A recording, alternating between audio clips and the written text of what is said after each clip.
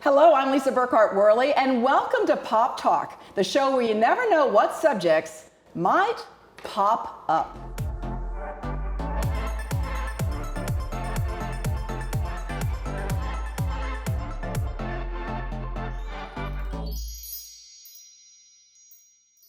Today we're going to talk to a woman who has a dramatic testimony. She was rescued from human trafficking, and now, guess what? She helps others be rescued from human trafficking. But before I introduce her, I want to introduce my co-host for today. On my far right is Rosemary LaGrange. You love her. Hello, she looks everyone. so beautiful today. Also looking beautiful is Aurora Ortega. Guys, she's filling in for Dr. Lynette Sim. Aurora came to us all the way from Boerne, Texas, near my old hometown, San Antonio, where we met many years ago. Aurora and I are such great friends, and she helps us with our marketing. She also is a leadership coach, and she works with other people's marketing. I mean, she's amazing. You do so many things to help others. And we say she's going to be mayor of San Antonio one day. I always like to say that. Anyway, I would love to introduce our guest today. Her name is Sandy Storm. Sandy, I heard Sandy give her story at, it was a prayer event. Mm-hmm. And I remember her husband and her were leading worship, and then she told her story. And I said, I have got to get her on Pop Talk. It was like, I would not even, I just went straight to you as soon as you finished the story and asked her if she'd be on the show, and we're just so glad she's here. Let me tell you a little bit about her. She is the Director of Strategic Impact for Deliver Fund. It's a nonprofit private intelligence organization that fights to end human trafficking. She's also the author of 3 books, Becoming Navi, and by the way, that means your name in Hebrew, right? And I love that. Hello, Navi, and Goodbye, Navi. And she herself, as we said, was rescued from human trafficking and is here to tell her story today. You want to listen to her story. It is so amazing. Sandy, it's so great to have you here on Pop Talk. We're just glad you're here. And unfortunately, a lot of times when we end up in that kind of a lifestyle, it's because maybe the beginning was not that easy. So if you would, just fill us in on what your childhood was like and just help us understand how this happened. Yeah, well, first of all, thank you for having me on. Lisa, it's always an honor to be able to share the story of what God has done in my life. And your beautiful co-host as well. I feel so comfortable and honored to be here. But it is kind of a sad story, but we know that there's a happy ending because I'm here today. Amen. So even if I share some things today that are maybe a little triggering for some of the viewers, I just want everybody that's listening to be encouraged to know that there's hope. So to go through my childhood, I was born to a woman who dropped out of high school to marry the love of her life. And he was very abusive. They had a very rocky marriage. There were a lot of drugs. There was a lot of physical abuse and mental abuse. And unfortunately, before I was even 6 years old, my father died by suicide. So that left my mother was a widow, right? And then me and my sister would be called orphans because we were fatherless children. And that made us very vulnerable. And when we're talking about trafficking, the commonality between trafficking victims is that they were vulnerable. So I was a vulnerable 6-year-old child. My mother was a vulnerable widow of 2 young girls. And what she thought was a hero came onto the scene and offered her a new life where we could get out of poverty and all of the issues that we were facing with being fatherless and her losing her husband. A wealthy businessman offered the opportunity to move to a new community. What she didn't realize was that he was taking her away from her comfort zone, away from her safety net of family and people who would be involved in our lives, and he isolated us. And throughout my childhood, from about age 6 to 12, I was involved in a trafficking ring that were wealthy businessmen in that city. From that age of 12, though, when that trafficking stopped, I was very broken, and so I just ended up in a system of trafficking and in a really bad downward spiral for several years after that as well, because of all of the damage and all of the abuse from being so young when that abuse happened. It's hard to start out like that, isn't it, Sandy? It's like you just have no choice. I was fatherless at birth, and so I know what I just am empathizing with you so much, because I understand what that fatherless life is like, and you're just looking for love, and sometimes we look for it in all the wrong places, kind of like what your mother did, right? Yeah. Yeah, and you know, my mother, I want to honor her, and I always want to cover her.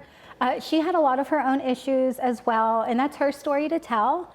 But today, I want to always bring hope, right? And today, we're working on having a relationship, and in spite of all of the issues from the childhood, I still love her and I forgive her, and I know that we're going to talk a little bit about that too. That's so wonderful. You know, Sandy, your childhood was really bad. At the age of 12, you ran away from home, and then you were living on the streets. Where did that lead? Well, that's another kind of trafficking, actually. And so when I educate law enforcement or medical professionals, or if I'm speaking at a college or even at a church, I always want to share about the different kinds of trafficking that I experienced, so that people can understand what trafficking really looks like in the United States. So when I was 12 years old as a runaway, I was desperate. I was on the streets. I had already been given drugs and alcohol by the traffickers through my very young childhood to try to make me submissive to what they wanted me to do. So I had addictions at 12 that I needed to feed as a runaway.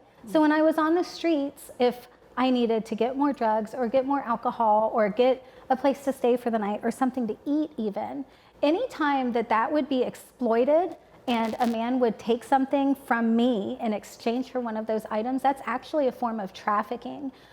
So I was caught in that cycle. I was caught in that for several years afterwards. And it was very dangerous and very scary.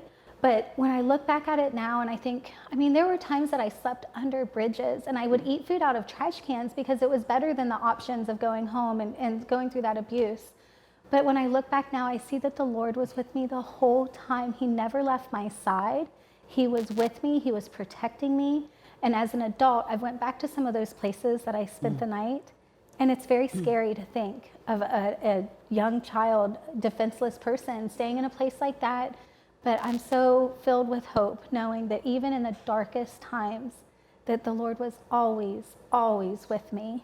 You know, Sandy, hearing your story about being in places where you were under the influence of drugs and alcohol, you said something really powerful, and that was that the Lord was with you. How did you know the Lord was with you?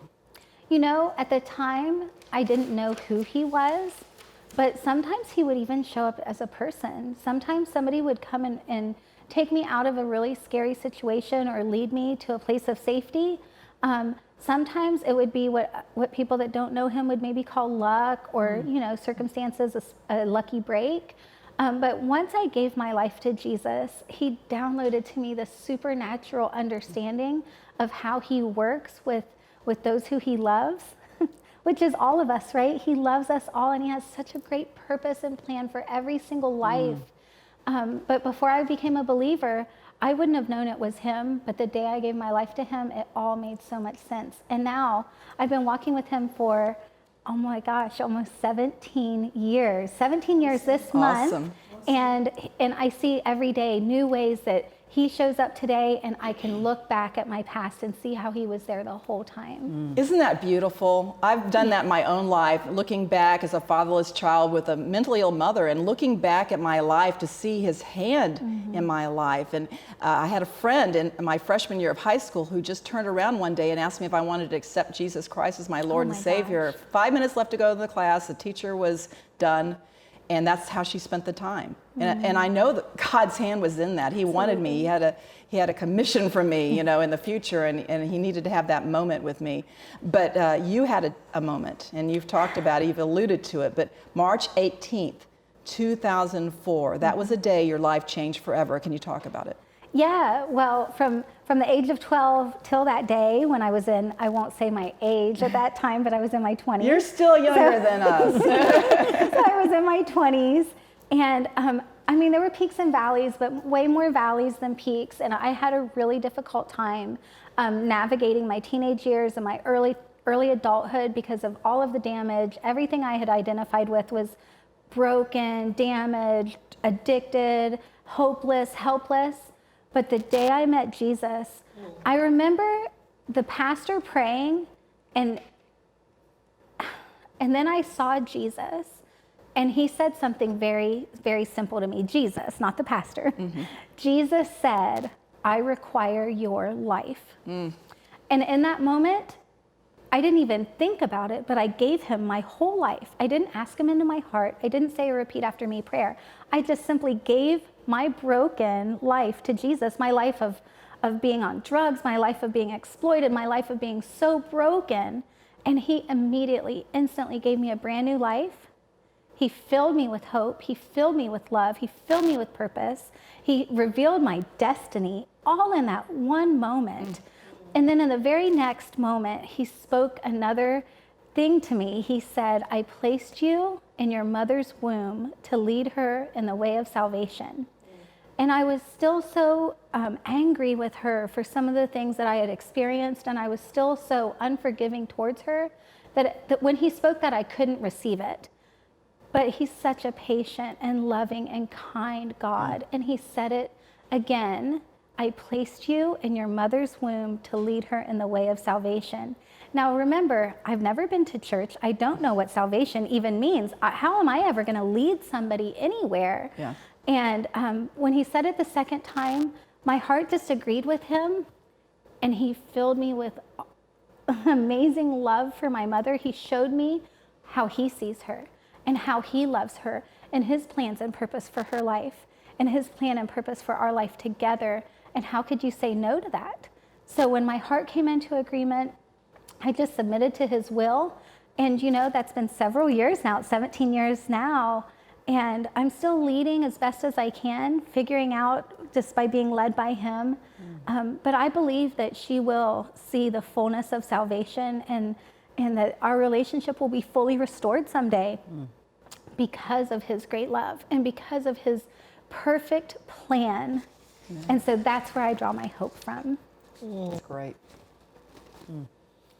So now you're trying to help others that may be victims of human trafficking, and you work with them through your Deliver Funds. Yeah. So could you tell us a little bit about Deliver Funds, how they are working now to help, people that are going through human trafficking, and tell me what your role, what you actually do. Oh, okay, yes. So Deliver Fund is a private intelligence organization, and we fight human trafficking through innovation and technology. So the team I work with, the founders are former CIA, special operations, pararescuemen from the Air Force, and a Navy SEAL sniper. And they came together to start this organization because they saw that the government had no central place to fight human trafficking. We have a drug and alcohol task forces, we have terrorist task forces, but we didn't have a group that was specifically going after human trafficking. So using the intelligence backgrounds that they have and bringing the very best elite special operations trained people to our team, we work with FBI, former FBI, CIA, NSA, just very specially equipped and specially trained people who we work with law enforcement to train them and then use the tools that we've developed to hunt human traffickers online. If a human trafficker is using the internet to sell their product, we will find them and we will help the law enforcement agents in that community go after them, arrest them, take them off the streets, and put them behind bars where they belong. As we are doing that work, of course, victims are being recovered through these law enforcement operations. So sometimes I get to be working with the victims immediately after they're recovered, but sometimes it's a longer process. And so I work with a program called the Thrivers Program, and we're helping trafficking victims who have went through a period of healing and who are now living a powerful life and they want to go to the next level. So we help them with leadership skills.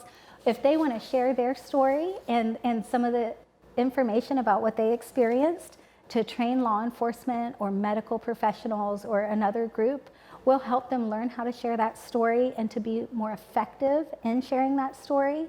And we're just building a team of incredible, amazing warriors who have went through the darkness, and now we are fighting in the light to bring others to freedom. Amen. What a powerful story to hear how you're bringing all of these individuals with special skills to really combat the enemy's work and bringing people into light. And your organization, I'm curious to learn a little bit more about how Deliver Fund as a nonprofit doesn't really have a statement of faith. However, you just described with the Thrivers program for the trafficking survivors that you work with this community. So tell us a little bit more about how you're building this community of faith. So you're right. We don't have a statement of faith. We are a secular organization. We serve law enforcement, and we don't require them to have a statement of faith to come through our training or to access the tools that we've constructed for them. We don't require any of our team members to have a statement of faith, and we hire the best people that can do the job that we want done. And however, I'm a believer. The founders of the organization are believers, and we know about the power of prayer. I get to head up a prayer team within our organization, so we have regular prayer meetings. And when I'm working with Thrivers, oftentimes they have a similar story to what I shared with you, that the time that they were released from captivity, the time that they received healing from the brokenness that they experienced through trafficking comes through Jesus Christ. So if that's shared as I'm working with these survivors, then of course we can talk about faith, and that can be a central part to the programs that we incorporate. But sometimes it's sneaky Jesus. Sometimes it's just me being a believer and sharing his hope Sneaky and his Jesus. truth. So I'm ready for whatever he wants me to do. Yeah, I like that, sneaky Jesus. I used to work, I was in television, then I went into public relations, and I worked in I worked for an airport. It was run by the government, and so you really weren't supposed to talk about your faith, but sneaky Jesus, would find a way. And two women that used to work for me are now believers now because he provides these openings in order to share the gospel. I mean, he has you in these places for a purpose and for a reason. So whoever is watching this show right now, you're there for a purpose and a reason. And you really need to pay attention to, like what you said. I didn't know what salvation was, but I wanted it. And so if you're watching today and this all seems kind of foreign to you, you need to be thinking about and listening to this voice that's speaking to you. And that could be sneaky Jesus. It could be Jesus talking to you. I want to go back just for a minute. Yeah. Because my story is somewhat similar in that I had to forgive my mother. And you talked about forgiving your mom. That was really an important thing, probably before you could be used in any kind of rescuing other girls, because if you have that hanging over your head, that unforgiveness, it definitely creates a block, I think. Yeah. And for me, I had to forgive my mother for many years of emotional abandonment. A little different story, but I had to do it before he could use me to help other women who are broken, somewhat like my mother. So why is it important to forgive? Why must we forgive? There's a verse that I had down, Colossians 3:13, bear with each other and forgive one another. If any of you have a grievance against someone, forgive as the Lord forgave you. And I just want to say one thing here. The reason why I ended up forgiving my mom is because God made it very clear how much I had been forgiven of. I was studying in Romans, and I saw this in Romans 1 and 2. I was just seeing everything I'd done, all the sinfulness was parading in front of me. And I realized, who am I not to forgive my mother if God had forgiven me for all those things? So I want you to answer that question. Why is it important to forgive? I love this question. Forgiveness, what I've learned with my walk with the Lord is forgiveness is like a key, and it will unlock any door in the kingdom that you want to open. So if you need hope, if you need anything that you need is available through the kingdom to any believer. But sometimes we just need to access it. And so forgiveness is like a key. You can't open that door without turning the key. And so in my life, whenever I face an issue where I'm having resistance or I'm having a pushback from the enemy, that's like a signal to me that I need to apply forgiveness. So sometimes it's as simple as just going to the Lord in prayer and saying, Lord, I forgive everyone who has ever hurt me. Sometimes that simple prayer is enough to turn that key, to open that door, and to move forward in the kingdom so that we can minister effectively to the people he's called us to minister to. Right. So I have to walk in forgiveness. I have to remember, like you, that I was forgiven.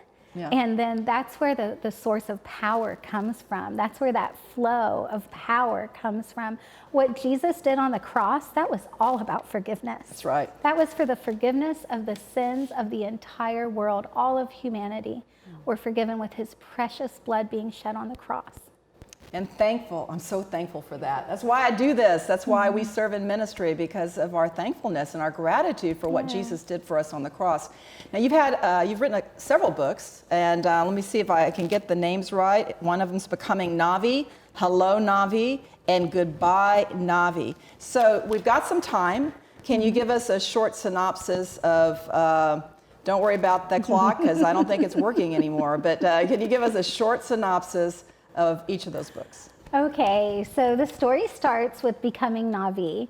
Becoming Navi is an allegorical memoir about my childhood. So you can read it and see what it looked like for a trafficking victim as a young child in the United States, what that would look like. But the style of my writing is compared to watching a movie based on true events. So it's not going to be an organized memoir like reading a diary. It's going to be more like having an experience with character development and plot development. A lot of people give me feedback that they read the books right away. They're very easy to read and very hard to put down. So Becoming Navi leads into Hello Navi, which is kind of the middle of the story. I shared a little bit of the details about being on the streets and a lot of the hopeless situations that I was in earlier in the show. And that leads into the book that just came out, Goodbye Navi, which is really more about the commercial sexual exploitation industry and about the way I was trapped in that industry and what God did to get me out. Yeah. And I put sneaky Jesus in every book, so it doesn't say I'm never God. gonna forget none that. Of my books say God or Jesus. But if you know him, you'll see him on every page. But I think that the Lord had a very specific reason for having me write that way, because trafficking victims often are distant from the Lord for many reasons. Maybe they were abused by somebody that called themselves a Christian or was serving in a church. Maybe they've been praying so many times and their prayers weren't getting answered, and so they're angry at God. Or maybe they just need healing and forgiveness themselves. So I never want to push my religion. I never want to push my version of Jesus on anybody. I just offer the story and let them decide for themselves. So the stories have been a bridge to Muslims and Buddhists and unbelievers and non-believers and agnostics and atheists. Good. And it always creates a conversation because the characters in there are obviously supernatural, because I'm talking about God, I'm talking about Jesus, I'm talking about Holy Spirit. So it's going to raise questions for somebody who's not familiar with him. How did you receive that love? How did you receive that forgiveness? Is that love and forgiveness available for me as well? And so my prayer is that the books are a tool that not only show the truth of what trafficking looks like to help the community understand what to look for and maybe how to prevent it, but also that there would be healing. There would be opportunities for not only that revelation and understanding, but healing, deep spiritual and emotional healing for people who have went through similar situations to what I've experienced. Wow. That's great. What a beautiful outreach. That's incredible. Yeah. Thank you. Do you know, Sandy, you say on your Deliver Fund website, together we can keep our children safe. What can our viewers do to make sure that the children they love are safe, from human trafficking? Yeah. I love that question. Thank you for asking that question. Our website is filled with information for parents that are concerned about protecting their children. We have blogs, we have infographics, we have lots of information available, whether it's through social media, through our website, or through other outlets. So I would encourage people to look on our website and search for the different terms that they're interested in learning more about. And the way we package it, it's very easy to share with your friends. So if you're into social media, you can share those posts or those blogs with your friends. And it's also good just to learn for ourselves. So maybe you can print those out and take them to church and share with people that way as well if you're not tech savvy and into social media. And of course, we're a nonprofit, so we can't do the work we do without support from our financial donors.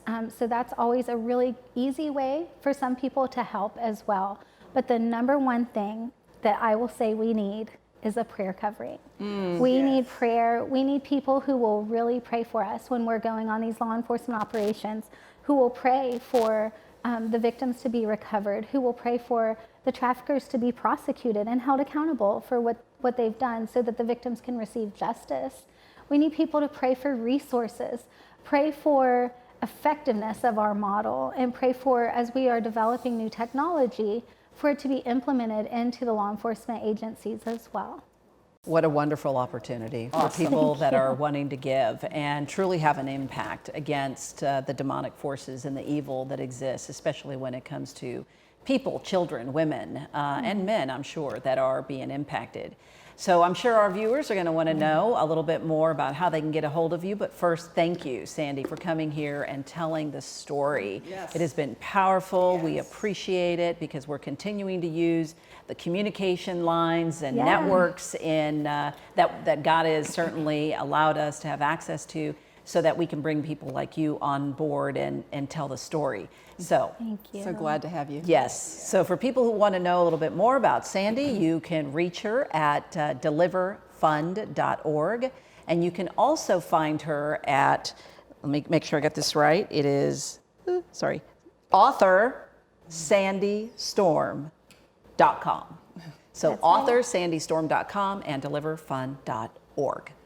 And we would love for you to reach out to us here at Pearls of Promise Ministries. Our website's pearlsofpromiseministries.com. We're also on Facebook and Twitter at Pop Talk Media. On Instagram, we're at Pop Ministries. And at the end of the month, the last Wednesday of the month at 6:30, we're going to be having our Pop Chat online. It's only an hour long, and our speaker is going to be our own Rosemary Legrand. So we're excited that Rosemary is going to be giving the lesson. In addition, mark your calendar. October 9th is our next Level Up Women's Conference at Northview Baptist Church in the Dallas area. And our guest speaker, one of our guest speakers, including our Pop Talk team, will be Rebecca Carroll, who's the morning show anchor from KCBI Radio. And a special thank you to all of our television and radio networks: Paula White Life Network for Women, Faith Unveiled Network, Overcomers TV, CTF TV, and King Television. Radio networks are the Fishbowl Radio Network and the Christian Mix 106. And we're thankful to Grace Point Media, who did the production on today's show. For all your media needs, go to gracepoint.media. Well, that's Pop Talk for today. We're just ordinary girls Who God is turning into pearls. Have a great week, everyone.